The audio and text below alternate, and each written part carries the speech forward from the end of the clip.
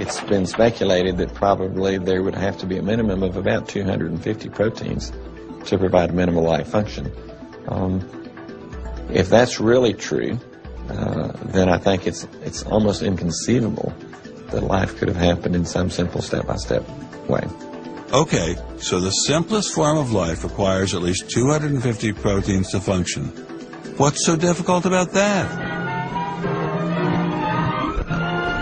Welcome to the Casino of Life. Who wants to spin for a chance to win? Oh, sure. I'll give it a shot. What do I win? Take a look at this. How about the world's first single-cell organism? This perfectly aligned string of proteins could be yours. Now, take a spin.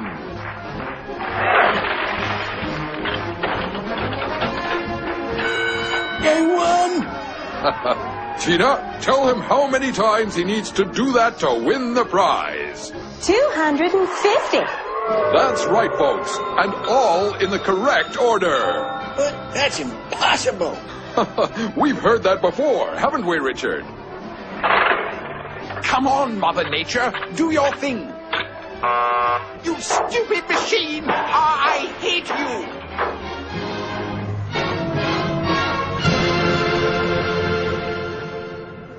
We're talking about something that's staggeringly improbable, roughly 1 in a trillion.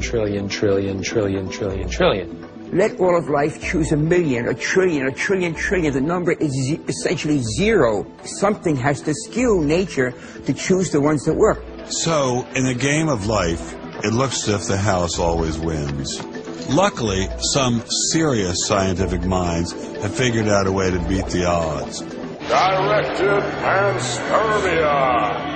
When faced with the overwhelming problem of the origin of life, Nobel Prize winner Francis Crick proposed this theory, that life was seeded on Earth, which basically means aliens did it.